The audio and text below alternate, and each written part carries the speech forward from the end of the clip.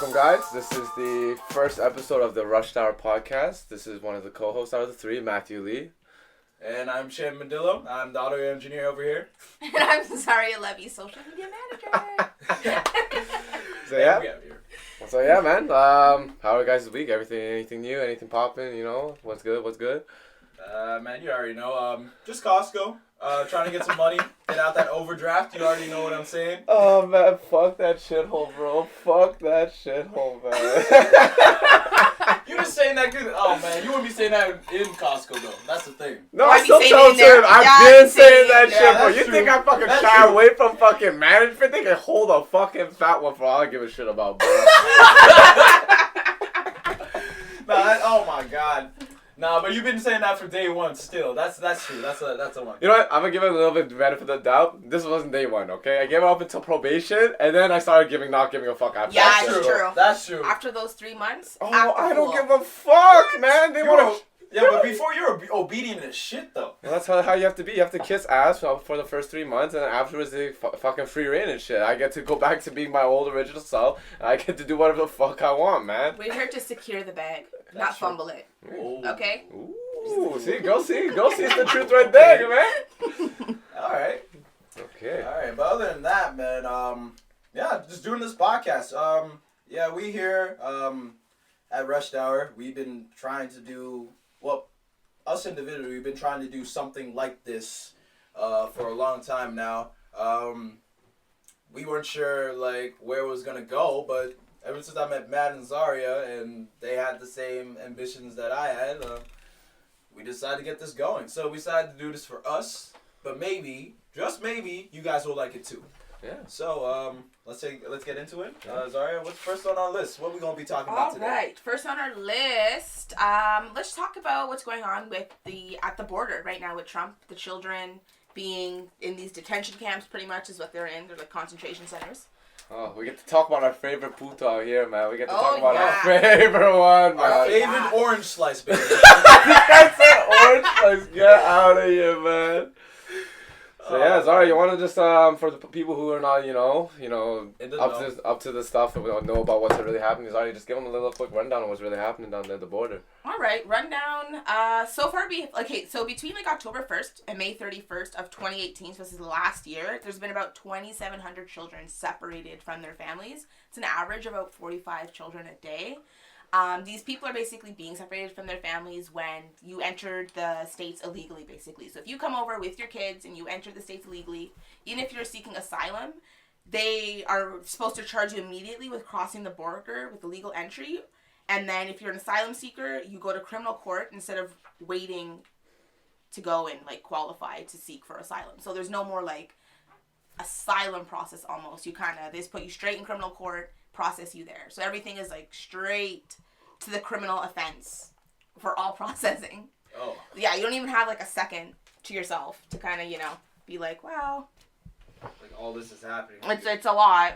Like that pisses me off, man. Like it's really like just some fuck shit. And it's the one thing that pisses me off is that a lot of people that are kind of defending the move, when they hear when they hear some people say like, "Oh, this is technically a concentration camp," they're like, "No." They defended me like, no. There's many different aspects. There's no way this is close to what we experienced in World War I and World War II. But in reality, that's how all it has started, right? Am I wrong? It starts out like, oh, we're just gonna hold these prisoners of war and make sure they're not getting out of control. Next thing you know, things happen.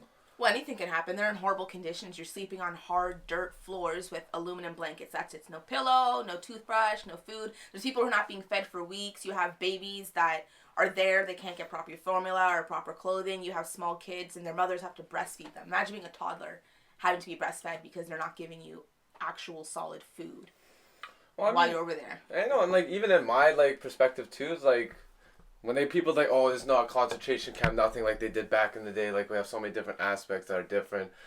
Realistically, concentration camp is just a concentration of people that you want to confine and that you want to control. It's like you're like culling the herd and shit. And all realistically, what these people are doing with all these people, crossing the border, this, that, and the third, It's a concentration of people that Trump wants to, keep in control, keep them under his palm of his hands. Make them fear him. Exactly, basically. Fear him. Because if people know the conditions that less people are gonna go to seek asylum in the U.S. if they know the chances of being able to seek asylum are like 0 to none. You know what I mean? And the big thing about it is, I even watched on CNN yesterday. Like, it kind of indicated to me that the situation might be even worse than people predicted. Is the fact that even reporters aren't even allowed to go into like the sick wards. Yeah, you can't have reporters because they changed the department of who's controlling that. So you can't have social media, anyone go in there. You can't have lawyers go in there. Like, no one can go in to find out what's going on. And it's like airspace protected. So you can't fly over with drones. Yeah, so they're definitely hiding something. Oh, yeah. And I feel bad because there's definitely there are going to be some bad horror stories from that. Yeah, because what happens is, the kids, they come over with their parents, and then because the parents are being charged, the parents get sent away to, these jails, county jails along Texas, and then the kids stay in the, basically, concentration camp. I think that's fucked up, man. I mean, separated for, weeks at a time. Weeks on end. If I'm pretty sure a kid, let's say, a 12-year-old kid, if they're separated from the mom for even, a fucking day or two, they're going to lose their mind. They're not going to know what to do because they're 12. You can't expect them to know any better and shit like that. You know what I mean? So for them to be separated from their parents, all because of some carrot top looking head ass fucking wanting to control the herd and whatnot, it's just, to me, that's just a fucked up thing to do because, he grew up with a family. He grew up with a mom and dad and shit. So realistically, he knows the importance of it. So why is he doing this to these groups of people just because they're migrants? They're not quote unquote citizens of America. Yeah. I mean, realistically, people who ain't indigenous or with First Nation blood, we're all trespassers on this land. So technically, all of us should be called right now. But you don't see them doing that shit. Why? Because they believe that we too should be able to taste this freedom, this this expansive, luscious land that we call the North Americas, you know what I mean? So that's just to me, that's still fucked up, man. And the thing is, you can blame Trump all you want, man, but he's been doing this kind of fuck shit since day one. Since the election too, man. He's been doing this kind of shit. So I expect that from him. And I know it's a bad thing to state, but I do expect that from him. I do expect that kind of fuck shit. But I cannot stand for the freaking representatives of the Senate who have friends, who have family members, who have, all of them, who stand by and do nothing. It's one thing to do something and, that's, fucked up. But it's another thing to watch someone do something and then just... Feel zero accountability. Because it feels zero accountability. That's not my problem. One thing I do want to say, though, is this wasn't, separating the families isn't just new to the Trump administration. It was going on during the Obama administration. Mm-hmm. I do love Obama, but it was going on during his administration. Yeah, you gotta answer that. Sorry, Barry, but you gotta answer that. That and the stealth bombers, man. I'm raising my eyebrows at you. I love you, but still, bro. But at the end of the day, man, the world turns into a dangerous place when good men and women stand by and do nothing. And especially cheese me in the election when people, when, I forgot this dude's name, Cody something, you you mentioned him already. Yeah, I mentioned him already. I talked the whole day about him, the dude that was that was referencing Joe Biden and his stuff, right? I get his point, but look at what's happening, man. If you want to get elected to be the president of the United States, this is your chance to jump on something, to stand for something, to help, to have the people see that you can be a leader, right? But here you are, quoting Joe Biden on some shit that's obvious. Of course, there's some separatists. There are some separatists in the Senate. What the? They had 200 years of slavery. That's 4 old ladies back to back. That's 4 old ladies living back to back. How did you not expect that there'll be some separatists over there? And I got Joe Biden's point, even though it wasn't translated in the best way. He could have used better words. But, he's kind of right. You're not going to agree with everyone. And the people that are gonna be in that Senate, some of them are gonna have some dark pasts, you know, some dark fuck shit that you're not gonna agree with. But are you just gonna be a pacifist? And the one thing I don't like the word pacifist. You know, because it's to me, a pacifist is a coward patting himself on the back. Okay. You know what I mean? Like, I'm sorry, it is. Mm-hmm. Because a lot of people say, like, oh, I just don't want to be involved. But what's it going to take for you to realize, oh, shit, this is real? You know? Well, no one wants to speak up unless they're personally affected by it. Exactly. You know what I mean? Mm-hmm. But, like, even how I see it, too, and I agree with you, Sham, and I agree with you, Zar, too. If you don't do anything and you just stand there passively by, because, you know what? This shit ain't happened to me, so why should I even really bother? We have to all understand that we as people, all of us on this fucking thing called planet Earth, we have to think of it, we're all essentially roommates. Yeah, we in it. And I'm pretty sure I've lived with roommates, Shami, you lived with roommates, yes, Zari, you've lived with roommates too. So we understand the importance of, you know, living in a space shared with other people. And if they do something that fucks with us, it's even if it does not fucks with us like directly, it will indirectly fuck with us at some point. Mm-hmm. And then we get mad at them. We get mad at roommates. Yeah. Not just like them not doing the dishes, having like mounds of trash piled up in the room to the point where it starts like the smells like creeping out of their doorway. That's some like basic shit. That's just minor stuff. But we're talking about a bigger scale of things. We're talking about little human lives. We're talking about constitutional rights are being fucking taken away from them. Why? Because people want to just stand passively by. And I think that makes you just as accountable for whatever the fuck happens as if you were wants to actually do it. Because you see this. If you see this and you know better, then fucking do better. It's one thing to know better and have to have fucking intelligence, the understanding, and the fucking experiences to see it, but to take action means just so much more. Standing passively by, you at fault just as much as everyone else in that fucking big problem of things, man. Oh yeah, if you see something and you don't speak out against it, you're part of the problem. Yeah, period. 100%, 110%. Yeah, how many of you like okay? Let's bring this back to like into the schoolyard, right? How many of y'all like out of both of you have seen a bully someone? Oh yeah, all the time. All the time? All the time. That's just part of like high school itself, man. Now, bullies are bullies. Why? Because insecurities. We don't know how to deal with that shit. So bullies just lash out in the way that's degrades other people, that puts them down and shit, man. Not gonna lie. I mean, when I was in like elementary school and shit, I had like a little bit of anger issues. But I didn't like 2 kids in my elementary school, and this is when I was like 11, 12 years old. If I didn't like them, I punched them right in the stomach. Oh yeah. Makes me sound like an asshole, because I didn't know how to deal with it. From grade 1 to 4, I was the bully. Yeah, man. I was a little bit of a bully too. I just want to take this time to shout out anybody I bullied, like intentionally or unintentionally. I am sorry, but my point being, I've seen I've been bullied. I have been the bully, and I've seen people be bullied, and in every aspect of it, you have 3 characters in that, you know? The bully, the victim, and then the bystanders. And every single time, without consistency, there are way more bystanders than bullies. Oh yeah. 100% more bystanders than bullies. Look at the generation we live in. Everyone, once a fight breaks out, what does everyone fucking pop out? World star this, 6 buzz that. We are now even more integrated into the whole bystander culture and shit. Why? Because now this shit is all about the clout. This shit gets people's fucking likes, gets some attention, gets some followers, gets some views. All they care about the views. All they care about is the views. And that makes it even worse now because we're so ingrained into this whole like instant gratification and shit. Yeah. Instead of being like, oh shit, someone's being a victim of the fucking bully situation. Someone's having their rights taken away. Instead of that, be like, well shit, I guess I'll get a couple likes out of this motherfucker. So you know, why not I just videotape it and see how it goes?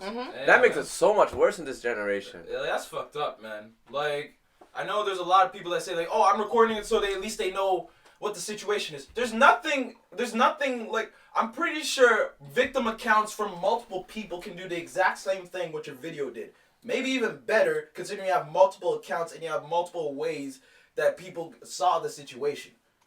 So I don't see that as a valid situation. Like, oh, I'm just trying to get the situation. When it's a fight, mainly, right? With other things, it's a little bit different. You can't put that plaster on everything. Yeah, you know? yeah. Sometimes you have to like be a little bit of a bystander for your own safety.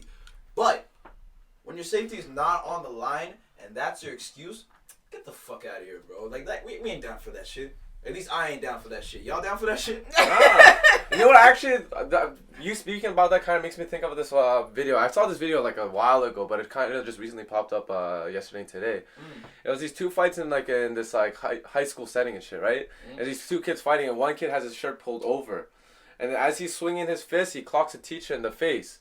He sees what happens, knows what happens, and he continues to fight. Now, the person who was videotaping was the bystander. What I saw is this one black kid coming in and punching the guy with the red shirt out. Be like, you do not hit a teacher. That's fucked up. Oh, now, the kid that was fighting the kid in the red shirt started beating on him too. The kid who threw the punch to defend the teacher pulled that guy off. It's like, stop fucking wilding out. Stop fucking around. Yeah. This is fucked up. This is stupid. Why are you going to all fight over this shit and then hurt our teacher in the process?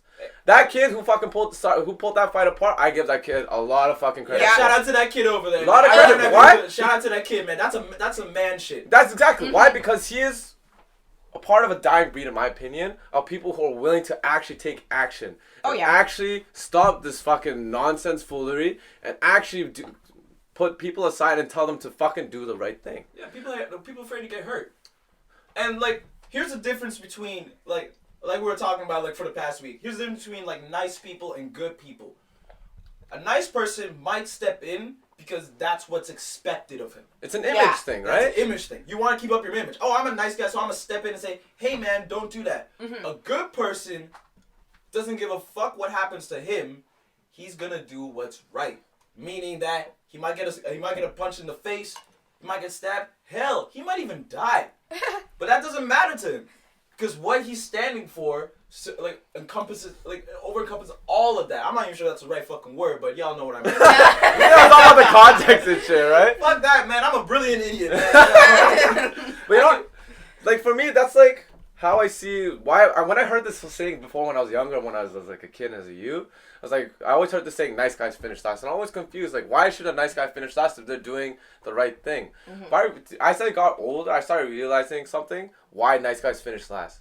Why they finish last? Because what they do doesn't leave an impact not only with themselves but with other people. Again, because they're just doing the nice things for the sake of an image, for the sake of, again, all this clout and shit. Yeah. But being a good person, like you said, how we talked about, being a good person means that you'll do the right thing and you'll stand up for the right thing. No matter how if it taints your image, if you get hurt along the way, either physically, mentally, or emotionally, you'll still do the right thing. Yes. That's the difference between a nice person and a good person, man. Basically, man, nice guys finish last. 110% of the time, exactly. Yeah, nice guys finish last because they never put themselves first. Exactly. Oh, that's a good one. Exactly. I like that. Quote that. They never put others first. Yeah, nice guys finish last because they never put others first. You gotta tweet that later. Oh, I'm gonna retweet your ass. Retweet. But that's true, man. Because I bet all y'all knew. Like, let's not like generalize the guys. There are a lot of nice girls out there too. Yeah. Some of them are a lot more sneakier than the nice guys. You know, because the nice guys, most often than not, they're looking for pussy. Let's be real. I mean, that's the name of the game. The end goal is pussy for them. Nice girls, you don't know what their intentions are.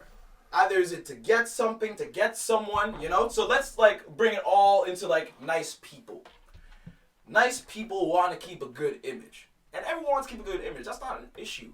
But when it comes to like down to your dignity and your values, and you have to take all those out the window just because you have to do this one thing, and you don't have any boundaries, and you're just doing everything for everyone, how the fuck is that a life that you want to fucking live? That's all I'm saying, you know?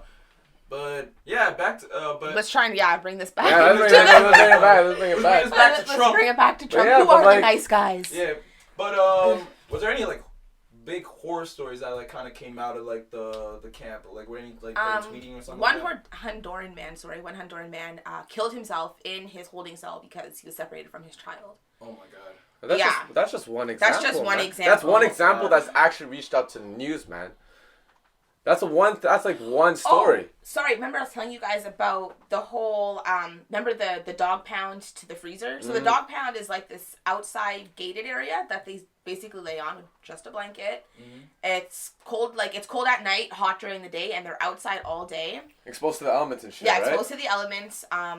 These are mostly the kids and then some adults that are being held, but it's mostly children being held there. And then after they go there, they're moved to what's called the freezer, which is a place only kept at 55 degrees Fahrenheit.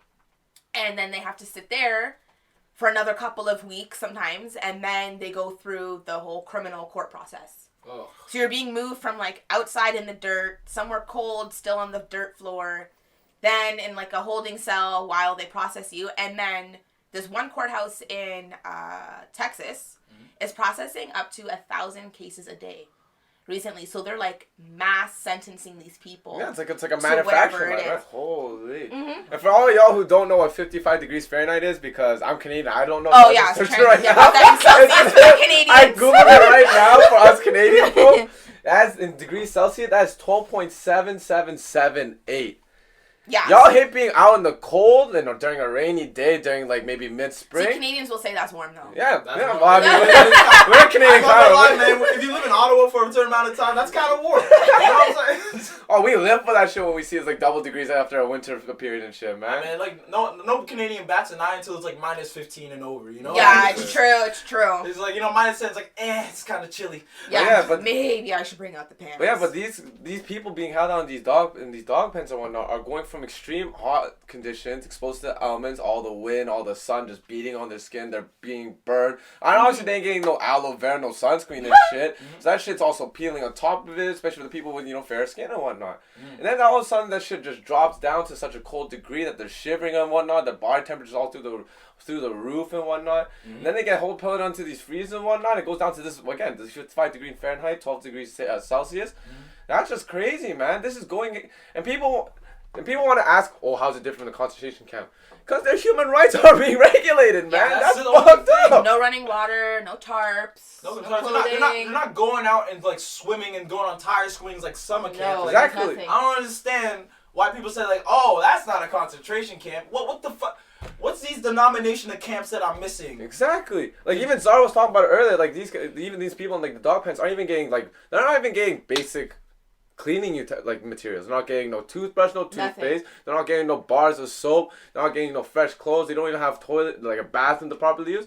People in the bin, people in prison live a better life than that. Oh, yeah. Honestly, they have 3 square meals a day. They have a mattress. They have exercise where they can go Actually, outside. have a toilet. They have a toilet. They have clothes. Yeah, they're tacky. I mean, if you hate orange, but they're still clothes. Like, I'm pretty sure they take that any day at this point. But, like, this is ridiculous, man. They have, like, no materials for the people. Like, not even formula for, like, teen moms or have babies. And they want to say, how is this concentration camp? It's worse than fucking prison, man. Well, they're moving the people into military installations. Like, that's where they go after. That's so much fucking bad. Thank God. Military camps. Oh, they're finally getting their basic needs after how long? Some of them, I guarantee you, like some of these kids are dying even before they even get even their parents get processed, even before they even get fucking sent off to like the foster care system. And even that's a whole different fucking ballgame that we have to talk about, man. And if you wonder why Kaepernick like kneeled during the flag and all that stuff, this is why. And if you start wondering why kids start hating America, this is fucking why. Cause let's forget about the kids. How as adults, I'm talking about like young adults to old adults, are we allowing this to happen? Like, in all honesty, how are we allowing this to happen? I mean, some of it is, Republicans, political parties. A lot of it has to do with ignorance. A lot of it just goes with this ingrained mentalities. They just don't give a fuck, man. It's a lot of ignorance because during the Obama administration, they weren't allowed to hold, like, there were certain timings of which you're allowed to hold these people. Like, even in the legislature now, there's only a certain amount of timings in which you can hold people. So during his administration, he was holding people for X amount of time, and then you have to release them. So those people were being caught and then released, and then before they would even serve their court date to even seek asylum, they disappear into the States. So I think that is, I'm not like condoning it. I'm just saying I think this is what he's trying to do with the administration, is eliminate that entire process of being able to escape into the U.S. without serving your court time. Like quote-unquote alien citizens and whatnot, right? Well, yeah. Okay. So, you know what I mean? But it's still like, okay, you're holding them there, and then the kids, some are going into foster care, some are being released to the closest family member, and then others are being sold into labor trafficking. Hey man, people without documentation, they'll work for any cent dollar you sell. They'll even work for cents at this point, man. So obviously that's a definitely good point. Sorry, that's a fucking. You know what? Trump has undocumented immigrants working for him right now as we're speaking. Yeah. And people he knows are undocumented. And I swear his wife is not even freaking. Yeah, his wife. I heard her is thick, heavy accent. We're never gonna talk about that. Like, your wife's first language is not English, and you're here trying to eradicate all people who don't look or sound like you. Does that even make sense? And here's another thing that I don't get. Trump had like a construction, like Trump Industries was basically a construction company in New York. That's why he had so much money. His dad was a construction company and built so many buildings in New York, real estate, right? Did y'all have a lot of Mexicans like working on this shit? Oh yeah, of course. Working in the hotel, what are you building it. What are you gonna do with all your workers just being taken out like that, man? You can't. This is not where you're working backwards, bro. Because the average American is not going to pick up and do the jobs that these Mexicans are doing. Any kid, if you talk to anyone of our generation or even older, are you gonna go drop whatever you're doing tomorrow to go work on a farm and go pick whatever? No. Fuck you. Are you gonna go be scrubbing floors for some rich bitch? No. You're not. You don't want to do the jobs that these immigrants are willing to do. They just want a better life. And they're willing to do a better life. Why? Why? Because they got better discipline. If they want, they have want actual something. work ethic. They want something. They want their freedom. They want their kids to have something. And the fact that America is going to take advantage of that, and then just throw them in concentration camps and just take all their rights, it's sickening. It's fucking. It really sick. is. And America, and Trump wants to proclaim that America is the land for the free and the prosperous, man. Nah, it's if you land take for away, the freedom for the whites, man. Exactly, man. If you want to give this, if you want to proclaim all that, this, that, and the third, but you're gonna even take away that opportunity before even people can have it. Then Donnie, my guy, like, what you saying, dude? Like, get your shit together, man. What I want to know is whether or not he has this exact same energy with people fleeing Europe, seeking asylum, or just trying to come in. Because I'm sure you have people from Europe who are coming in illegally. Oh, his wife is from Slovenia, so I had 100% some Slovenian motherfuckers come through. He's gonna be like, I'll let you through. Maybe I don't like it, maybe I do, but my wife is from Slovenia, so I gotta do it. You can't just be cherry picking this group of people over this group of people. What, because of favoritism, man? Favoritism fucks up a lot of good things in this life, man. It really does. Because it fucking literally neglects people who want that opportunity just as much or equally deserving of that opportunity. But because of fucking favoritism played on, like, even at our workplace, even at the shithole I said earlier, favoritism is a fucking rampant thing, man. It spreads like a fucking disease. It's a bitch and a half to deal with too. Yeah, and the girl who fucking one of my managers too, who does this whole favoritism thing, is more than just a bitch and a half, bro. She just.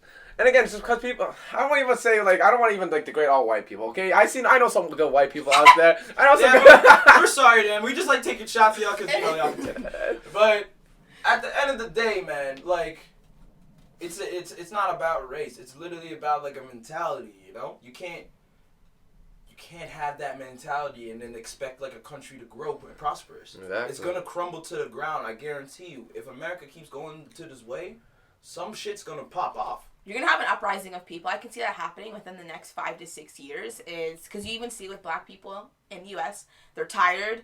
They've had enough with every injustice that they deal with. You can't even exist while being black. You can't do anything while being black. Like, hey, man. So imagine, like, other Mexicans or other, like, you know, Central Americans living in the U.S. who are legal immigrants. They're eventually going to be like, you know what? Fuck you. And try to, like, I don't know. I can see it happening. People are tired. Hey, man, you see this Netflix series. They're going to be a reality for sure, man. Like, you looking at that stuff? Yeah, man. Netflix makes Netflix specials out of all, like, the big things that happen, especially within our society nowadays. Yeah. So this keeps up, especially around the corner. Trump might actually has a very high chance of being reelected for a second term.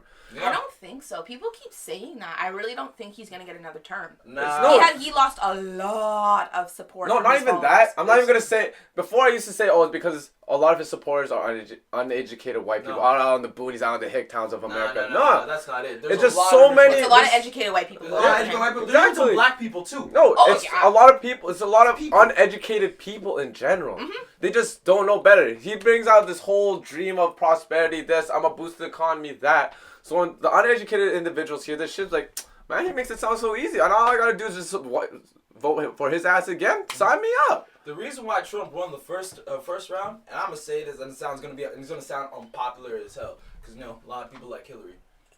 Does anyone know what Hillary's plan was? No. What do you mean? Like her plan for the country? Yeah, I mean, you see Trump is like, oh, I'm gonna build the wall. Yeah.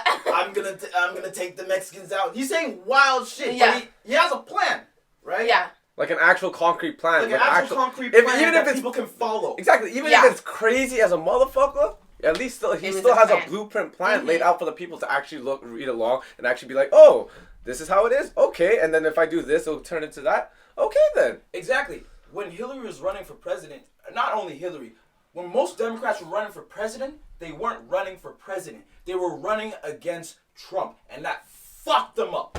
Because they were unfocused. Think about it. Heavily unfocused. If you did not focus on Trump, he would not have won. Hillary spent too much time defending herself instead of running the race. Yeah, Hillary, I'm sorry, but no one gave a fuck about the emails. No one gave a fuck about the emails. I get emails every day from Nigerian princes. You don't see... who cares? Oh, you don't give a fuck? My emails alone are 5,319 unread emails, man. I don't give a shit. In a calendar year alone, bro. Like it's no one cares about no damn emails, man. But that's the point. Like, I only saw Bernie Sanders... the one that really had a plan. Bernie Sanders had a plan, but it was like a very unrealistic plan. Not even that, it's because he was also old, right? And like that uncertainty too led a lot of people to kind of be like, we love you, Bernie. I think you're going to do great for the American people. But we don't know if you're going to actually be able to live this plan out. He's a great man. I don't know if that was a lot of people's issues versus like the logistics back, because he was like, oh, we're gonna eliminate student debt. Okay, it's not that simple. He even has one now. You know what I mean? Yeah, I get it too. Like that too. Like it's all mixed of things. Free. Everything was gonna be like utopian society, and it wasn't realistic. And even if you are an uneducated American, like for the like you see how things work. You know, within your lifetime, like you're never gonna see free education, free healthcare in the U.S. You know what I mean? It is what it is. And the thing is, look. Democrats, if y'all listening, I don't know why you be listening to this or instead of like, you know, focusing on your shit. But hey, if one of y'all are listening to this, any Democrat, maybe an intern there in the party, just like listening to this offhand, have a fucking backbone, man, because this is ridiculous. Like I'm listening to a lot of the talk. I'm listening to a lot of the things that y'all are happening. Y'all aren't really saying anything. It's like we gotta be united. I heard. In the Democratic debate, I heard four candidates. Andrew Yang, even though I like him. Andrew, have a backbone. Y'all can't just be like, yo, we have to come together. What the fuck does that mean? Yeah, sing kumbaya, please. Sing kumbaya? That's not working, bro. Hold hands and shit, hope for the best. No, Americans don't. You have to condemn what's not working and then raise what is. So you gotta let the American people know what's fucking not working. And don't make it a campaign about Trump. Because we know. I'm pretty sure everyone in America knows. Because I bet it was a combination of uneducated people and then just fucking trolls. Because we're in a society of trolls right now. Mm-hmm. Are you kidding me? I'm a big troll, man. I'm a troll too. Like remember when they remember in the last election when there was this dude when there was this random dude called like Mr. Nobody or something, like it was like a random look that up, it was like a random, like Harambe was one of the candidates. It was like 6,000 people, if not more, voted for Harambe, and then another couple thousand of people voted for Hennessy. Yeah, there it is. Hennessy! Hey, that's like, Mississauga's apple juice, man. You could have taken that vote and gave it to Bernie Sanders. We're in a society of trolls because everyone wants to be Dave Chappelle. Oh, I don't blame you because Dave Chappelle's dope as hell, but you know. Alright, let's switch gears. Alright, what's next on our topic? Switch gears, guys. Before I get heated. We're about to get even more heated, guys, because we're about to talk about abortion. Oh, man. She first episode shit. Wow, we're going full swing into this, guys, man. Damn. This is a foreshadowing. No, this abortion thing though. Like, holy, I'm gonna let Zara go again, give the introduction to this shit, so I can recollect my thoughts and calm the fuck down a little bit, cause we're about to get real heated on this topic, folks. Yeah, hit your bait, boy. So. Monumental in abortion history is the Roe v. Wade case, which in 1993 the U.S. Supreme Court ruled abortion legal.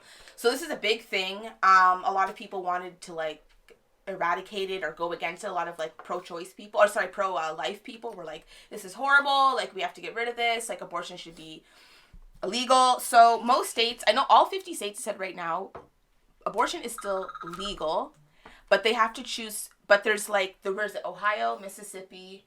Alabama, Louisiana, and somewhere else are Kentucky are pushing bills for the abortion basically to be illegal.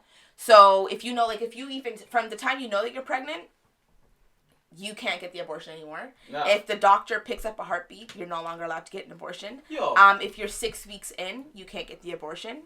And then in some cases, you just can't get the abortion at all. Like, period. Even if you're raped or it was incestual, they're like, you can't have the abortion.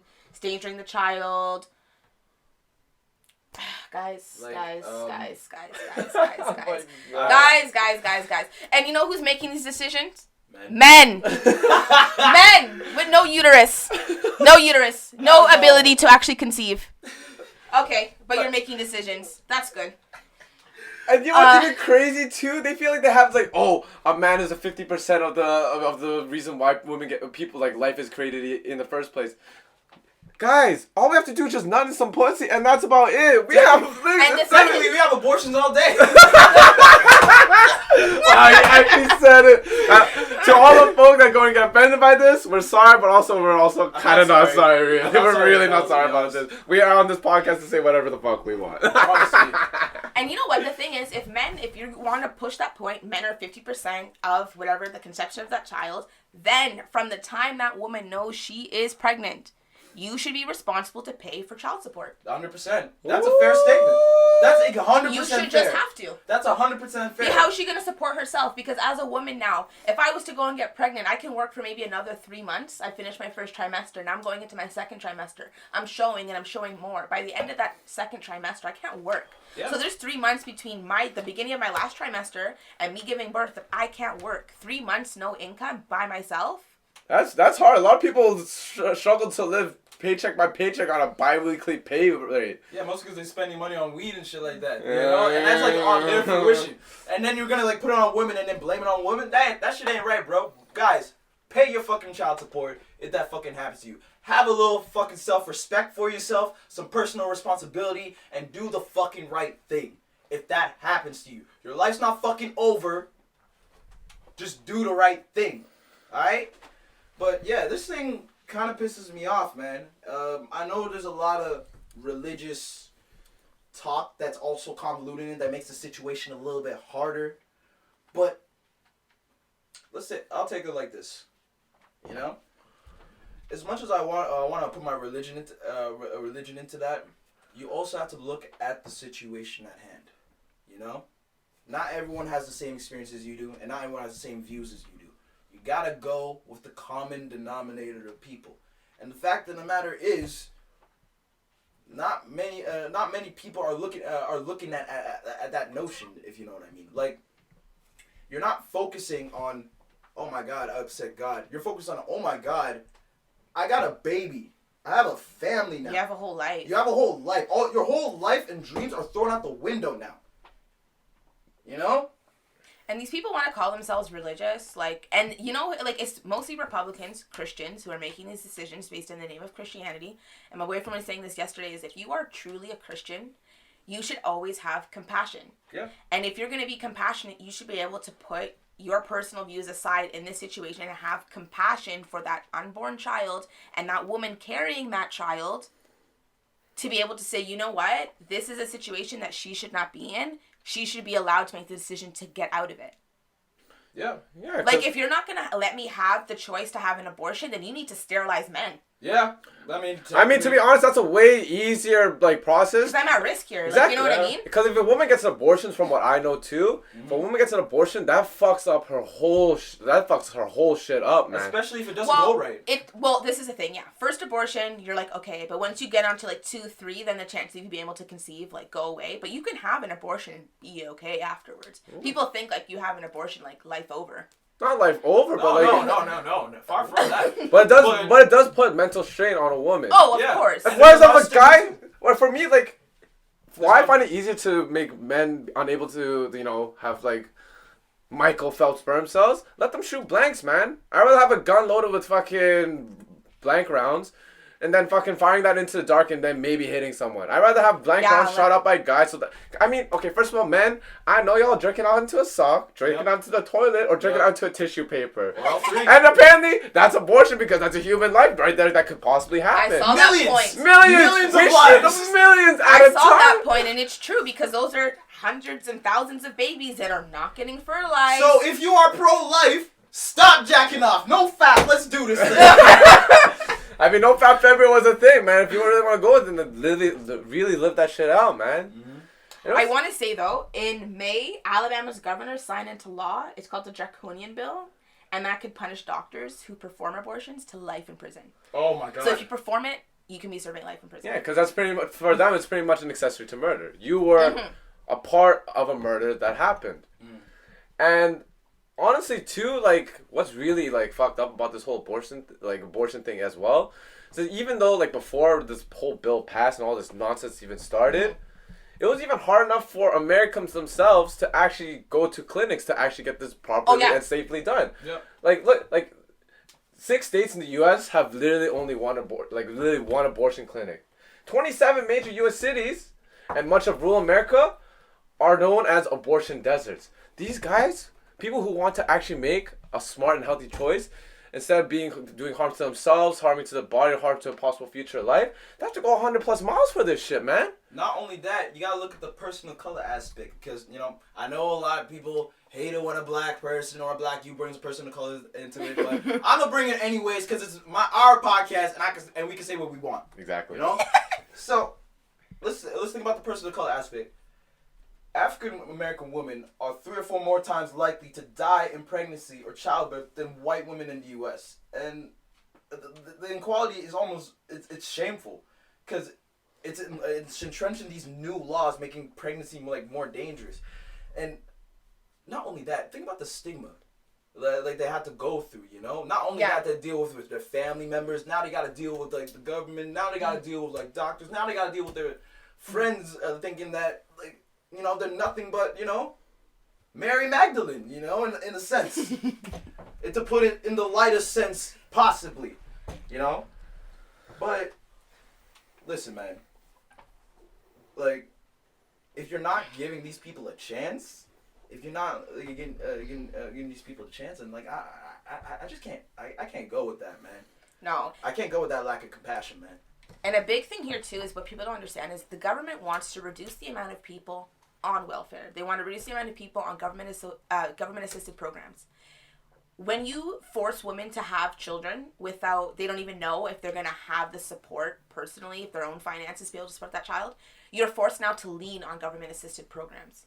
So you are creating a bigger issue. You're creating more people who are going to have to rely on government assisted programs, which means you're going to have to put more money into welfare, and you have to put more money into food stamps, you have to put more money into everything, government assisted housing, everything, because these women don't have what they need for the basic needs to be able to have the child.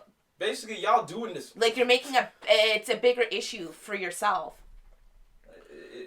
It's just crazy. It's just, to me, that just sounds like a vicious cycle. You know what? I'm gonna go from someone who has a religious background. I'm gonna even dabble on the, you know, religious aspect of this. Right. Oh, but you know, God made everyone in His image, and like, how can you destroy a life that God created prematurely without even giving a chance? You know what? I understand too, but at the same time,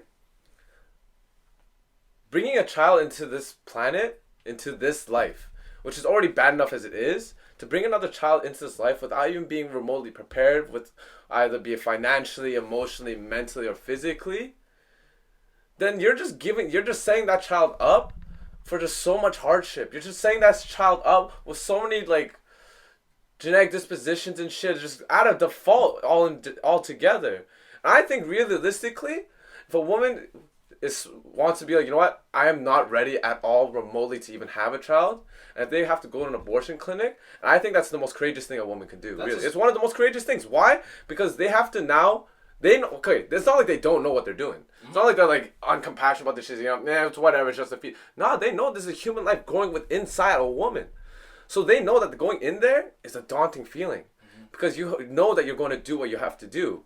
it doesn't mean that they're not gonna feel any type of way about it. They are gonna feel something about You're it. gonna feel way more about it than Exactly, because a woman becomes. felt, This is why there's this whole thing like a mama's boy and shit, right? I'm proud. I'm a happy and proud mama's boy too. Yep. But why a mama's boy even happens, because the second a mom has a child that's growing within them, they already have that connection that a man cannot understand. Because again, all we have to do is just shoot some rounds in, and we just have to clap our hands and we're good. That's all our job is done. Like the closest thing we got are like our balls, and you know, that like we protect those things, but that's not really valuable.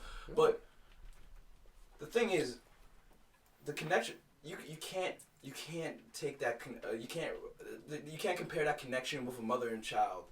Never. Like, especially when that mother unconditionally loves them. So the fact that every time I think when a woman goes into an abortion clinic, that is the craziest choice. Because you're thinking about that, you're not thinking about that the next day.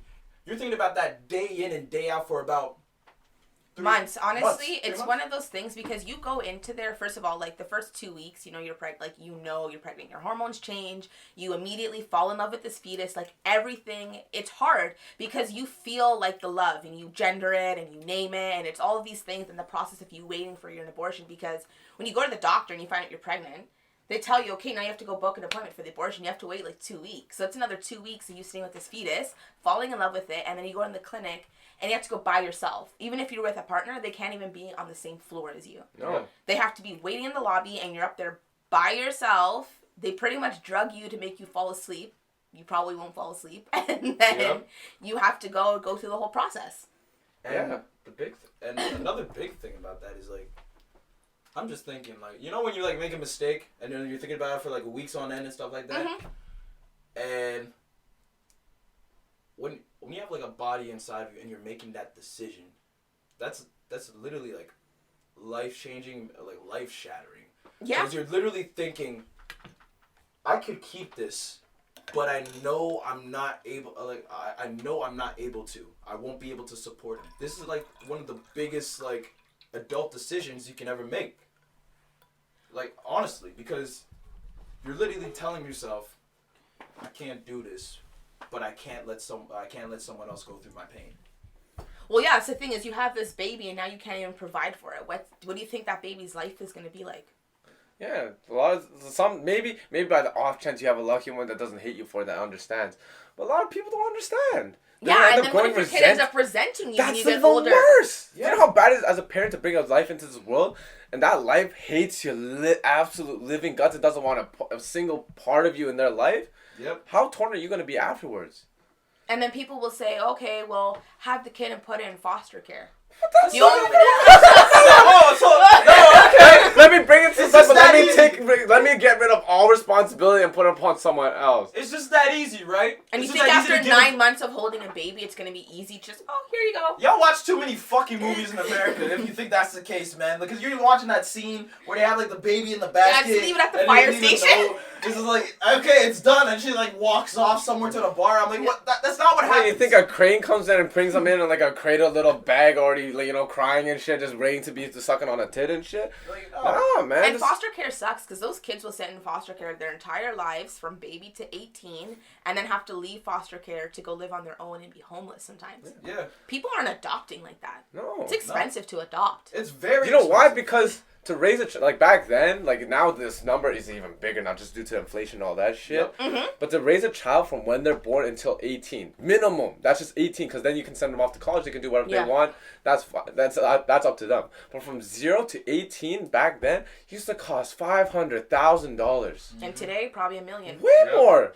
$1 million now is the new 500,000. It's Because true. you can't be a millionaire with just $1 million. You need to be a millionaire with at least $10 million in your bank. Then you can be an that's actual. true. You can be, That's then you can true. establish yourself as an actual Yeah. millionaire.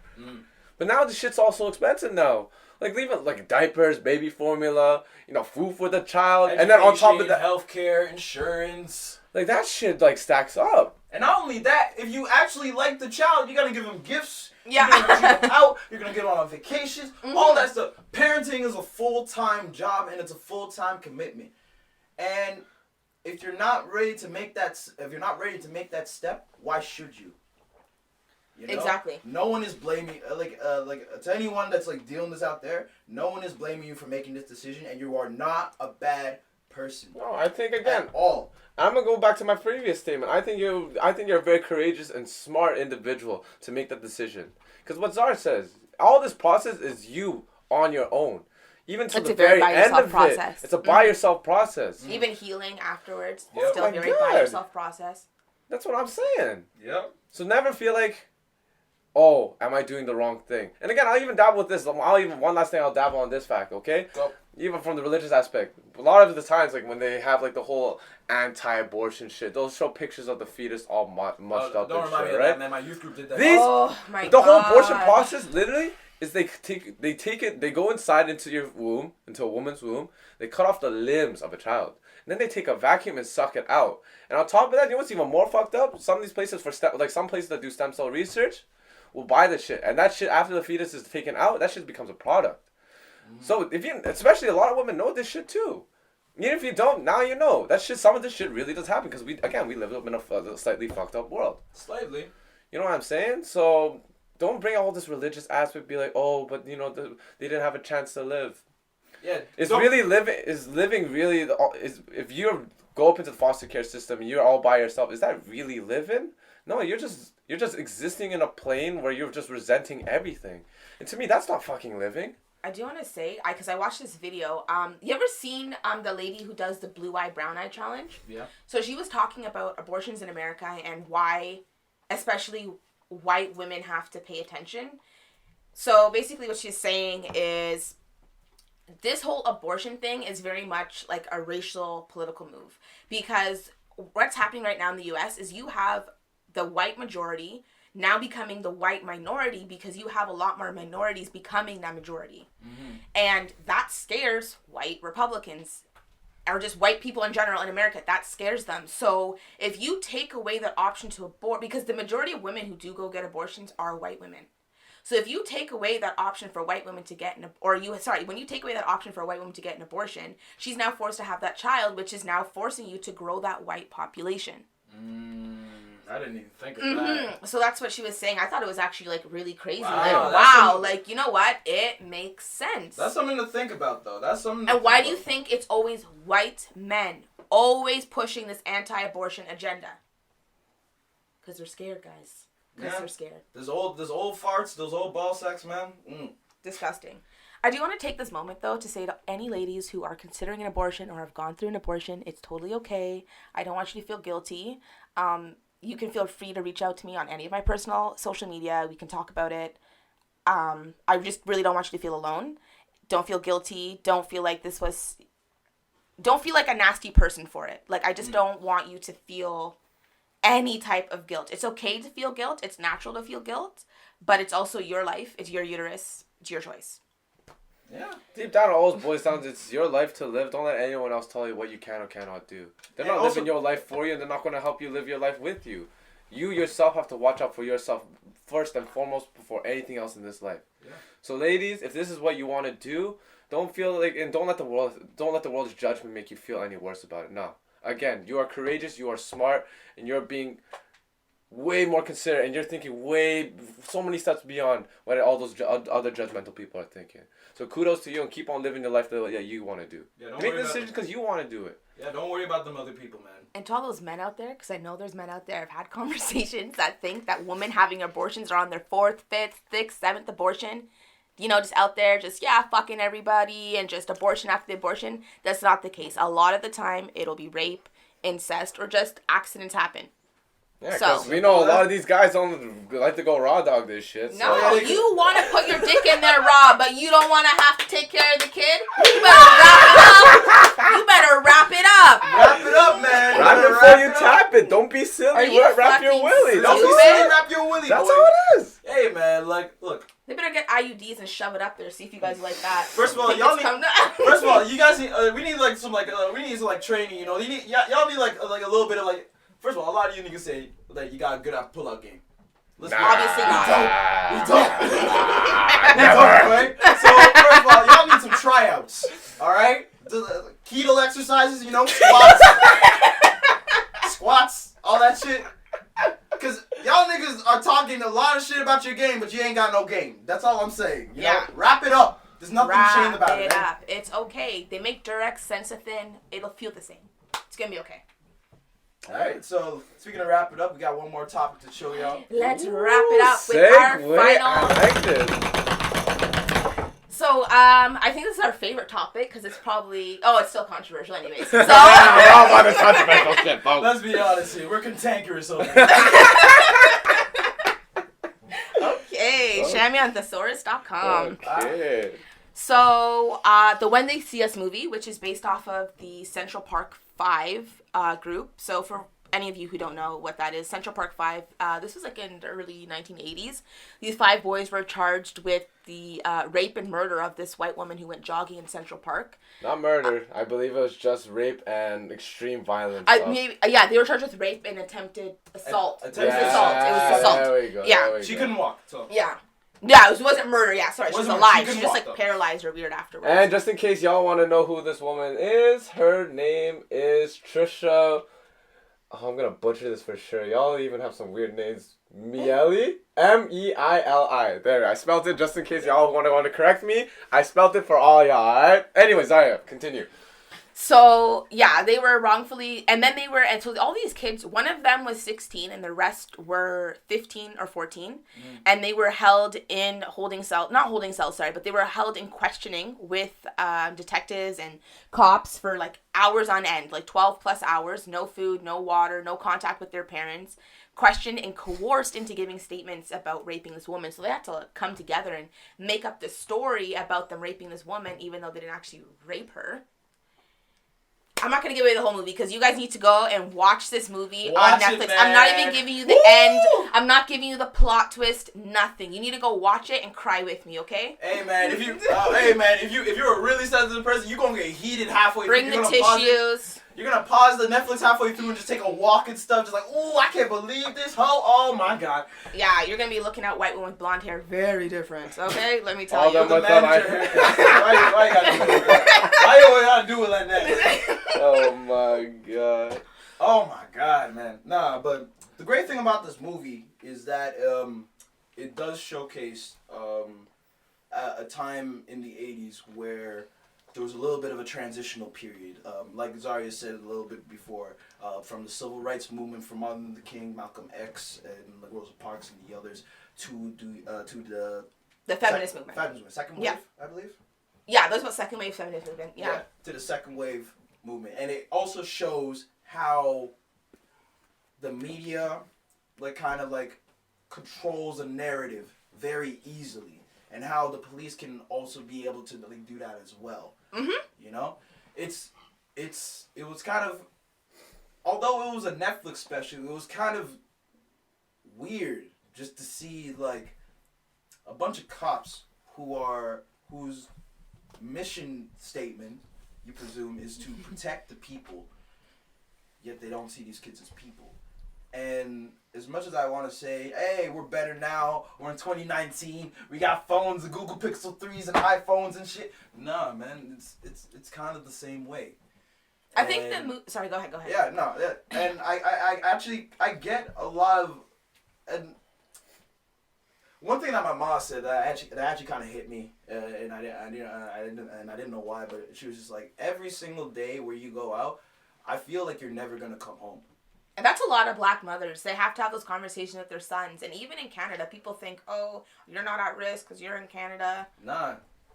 I got thrown down in Ottawa by a police officer. I mean, nothing happened from it, but, you know. Something could have. Something could have. You know? I didn't tell people till today, but, yeah, stuff like that happens. And I think the movie also was, the time that they did it as well was, I think, to really open up people's eyes to the criminal justice system in America and how it functions, because I feel like people don't get it, and they don't understand that it still kind of functions to this extent, where if you're black, you're guilty until proven innocent, versus if you're anybody else, you're innocent until proven guilty. So, and then how easy it is, too, to make these people just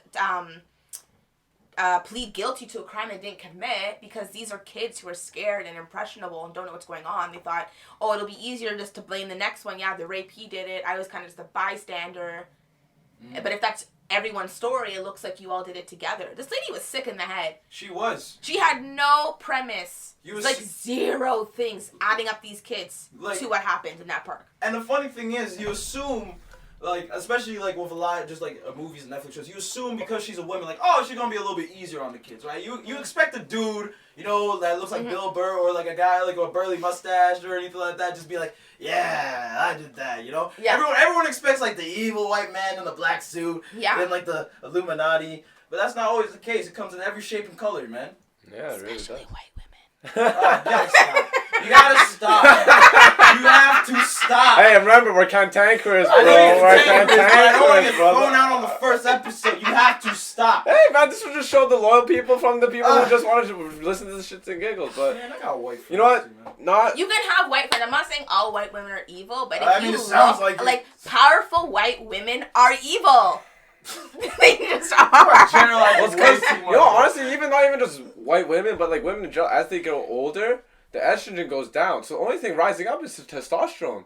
That's why in a lot of old couples, you see the man being, like the old man in the couple living peacefully by, and whereas the old woman in the couple is the one trying to do the boss-ass moves and shit. I did not know that. Yeah, like I read on the story recently, like there was a 72-year-old woman in Singapore, okay? 72-year-old old woman, alright? And I saw pictures, she looks pretty boss, I'm not gonna lie. She got into an altercation and hit another person because she could not park her Lamborghini. Whoa! I'm not even kidding you. I wish I could be making this shit up and be that comedic and original, but nah, this shit really happened out in Singapore. Me as an old lady. Man, I just imagine like the grandkids were in the car and stuff like that, and like she's about to park the car, and the grandkids is like playing around like, Grandma, where you go? Granny, no! You know what I mean? But like whooping ass and shit. Like even though I'm not a black male in the society, I am a person of color. I still do deal with a lot of stereotypes thrown my way. Yeah, a lot of people say, oh, but you know, Asian people don't have a lot of racial stories that way.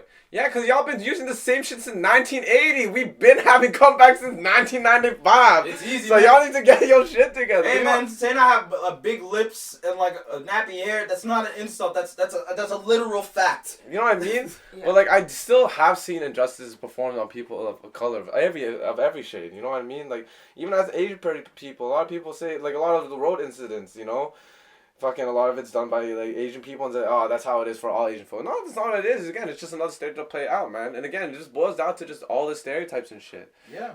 And that's how the criminal justice system kind of works. They have to kind of go upon stereotypes because they don't have any time to really get to know the person, know their personality, know their character, and then make an actual decision from there. No, a lot of the time, the cops and people of the justice system have to go off of stereotypes because a lot of the times it could happen. Alright. But this is what the beautiful thing about this whole Central Park 5 incident happened, the jogger case itself, is that it gave birth to the Innocence Project. Now, for all y'all who do not know what the Innocence Project is, it's a non-profit legal organization, okay? Non-profit. So no big companies putting in their money saying, oh, we want you to do this to advertise this kind of message and shit like that. No, it's all non-profit. It's to help exonerate wrongfully convicted people through the use of DNA testing and to reforming the criminal justice system to prevent future injustice. Because right now alone, in a lot of the major cities in the United States of America, 2.3 to 5% of all prisoners are actually innocent. 2.3 to 5% of that shit. That's why I find this is a beautiful thing. Like, again, there's always something you can learn from any situation, whether it be good or whether it be bad.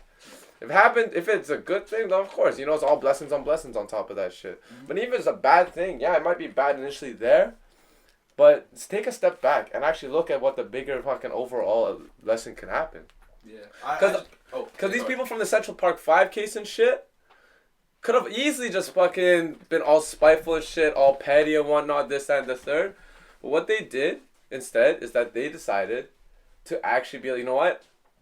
Instead of being petty, instead of just holding on to this anger, all of this, you know, maliciousness and, you know, contempt towards, you know, a certain person of color or a certain like group of people and shit, this, that, and the third.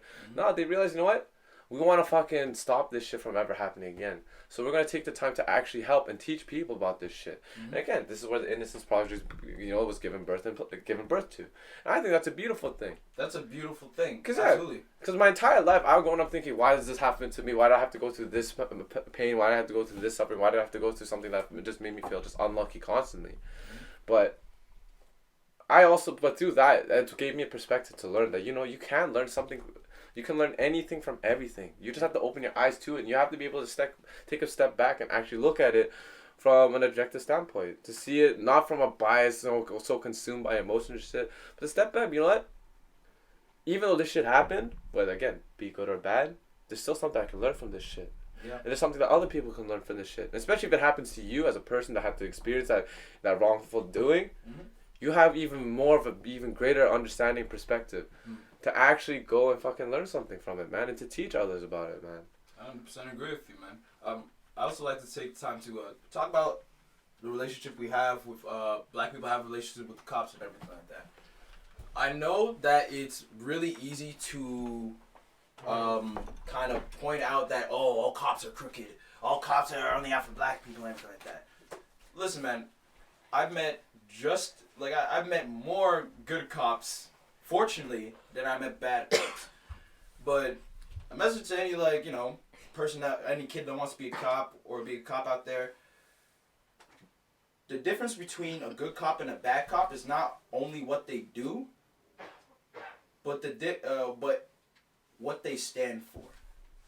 I've seen a lot of cops, despite that, they'd be like alienated because they do. They have it's common knowledge in the force that they have a blue code. Cops stick up for other cops. Yeah. Right. They don't speak up if something happens. Exactly. You can't say, yeah, this happened. Right. But there are just as many other cops that will put their responsibility in saying, I don't care about that. That's not the right thing to do. So what I recommend for a lot of black people to deal with cops, know the law.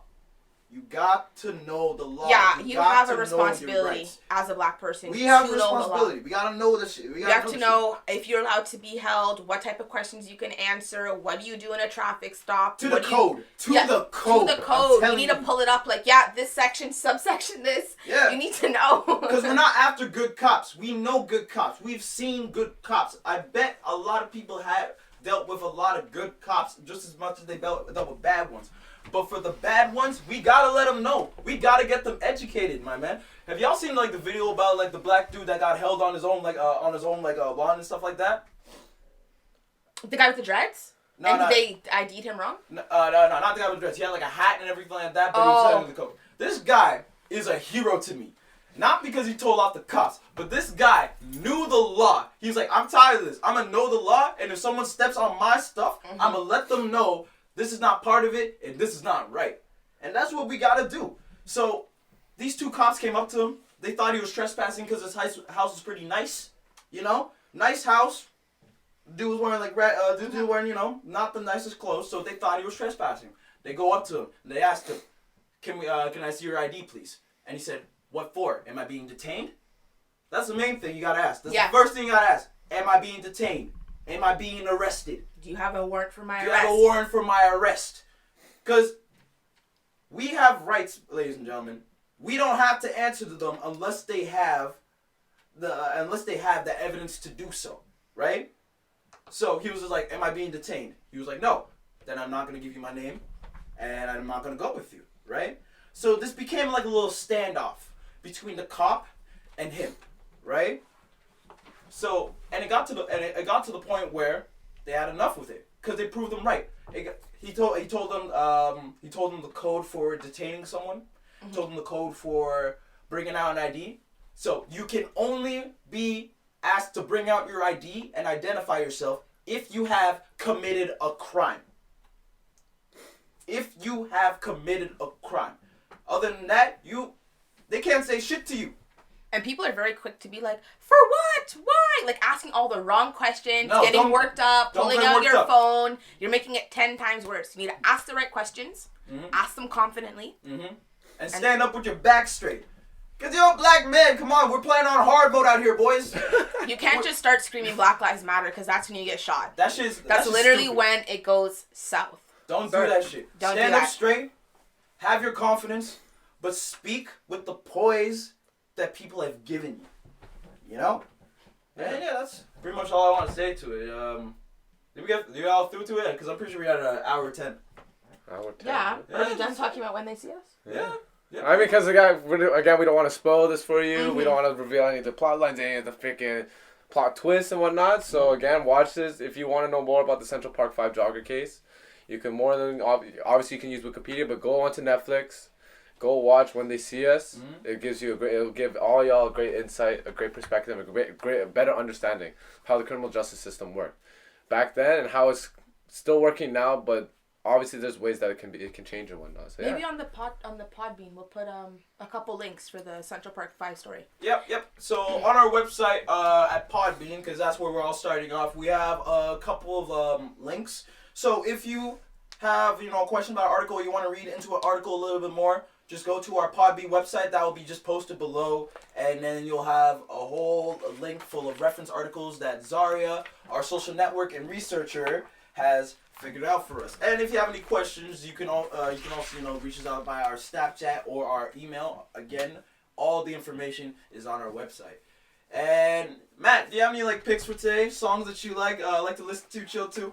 What's the track of the week? Yeah, man. What's the track of the week? What is the track of the week? Let me pull out my Spotify, obviously, because there's a whole lot of bangers out here. Invest in some Apple Music. I've been listening to and posting on my Instagram and shit. You don't even have an Apple phone, do you? Nah, man. This guy said, I swear, I'm talking about Apple Music. You can't even get Apple Music over there. there. Okay, first of all, can I not be part of this? I'll have my Google Play Music then. Screw you. That's a rough one. But yeah, I don't know. For me, lately, I've been listening to, YBN Corday's, new stuff. There's Bad Ideas featuring Chance the Rapper. Jeez. And he has a track with her called Rax, and he's featured on it. But actually, Shammy introduced me onto this guy. How do you say his name? The one who did. Yeah, Kali Lo, okay? Kali Lo. This guy has a song called Limita. Limita. Exactly. It's spelled Limita. This guy.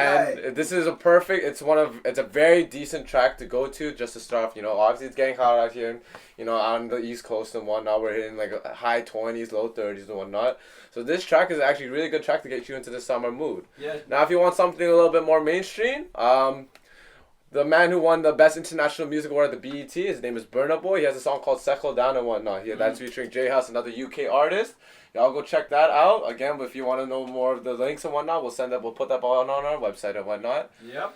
So yeah. How about you guys? You guys have any hot picks and whatnot? Nah, man. I just want to shout out to my man Kali Lo. I know we barely talk when we're on the basketball team, but it's good to see you out there working on your music. Keep on working, boy. Honestly, man, I'm into Dave. The song yo, send me my location. Oh, I think so. Locate Dave with featuring Burna Boy. Yeah, Burna Boy is a banger, okay? He's releasing bangers out here. But yeah, Location off of Dave's album, was it Psychodrama? Psychodrama's album. Yeah, it's off his album Psychodrama and whatnot. Give that also a listen. Zara, looks like Zara already has something pulled out and whatnot, ready to tell all y'all. So Zara, what's a pick you want to give to the people? Okay, I feel like I Shazam this off of a show or something I was watching because I have no idea what's on my phone. But I'm loving Everybody Mad by OT Genesis. Oh, okay. And Anything City Girls because it is a hot girl summer. Snatched up. You can get snatched up. We wildin' out here. We wildin'. Mentally, physically, emotionally. These people still support you in every aspect and everything, in every avenue you want to walk down, man. So I want to shout out to my village. I want to shout out to Crystal for creating our bomb ass logo. You can check out her Instagram for all her vinyl designs and whatnot, and the links that we're gonna post later and whatnot. But yeah, I want to shout out to all the people who given us the support, all the unconditional love and support for this podcast, even before we even recorded this first episode. I want to give out the shout out to them. Zara, how about you? Who you want to shout out? I want to give shout outs to, first of all, you two, because this is very exciting. I'm very happy I finally got to do this. I've been waiting a very long time. I also want to shout out my beautiful boyfriend, because, he just be supporting me or whatever. He is a very beautiful male, man. Look at that hair. Look at that luscious hair, man. Baby! And I just want to give my final shout out to my sister. I love you so much. I hope you're listening to this. She better. Just be safe. Have fun. You need to quit McDonald's. Fuck that place. And shout outs to my cousin Renee. I hope you're super safe in Laos. You're still in Laos. And good luck on your journey to Singapore, Thailand. Can't remember what's next, but be safe. Have fun. Yeah, that's my shout outs. And Alicia, because, that's the best friend or whatever. All right, man. So, thank you for listening to the Rush Hour podcast. And we out here. See you next hour. Bye.